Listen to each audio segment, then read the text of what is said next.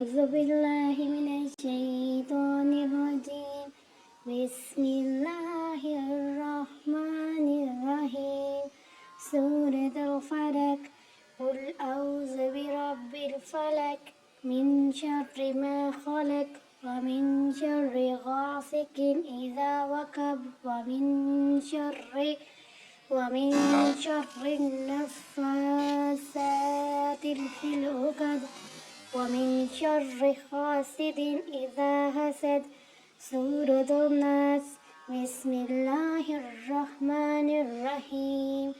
قل أعوذ برب الناس مالك الناس إله الناس من شر وسواس الخناس الذي يوسوس في صدور الناس من الجنة والناس.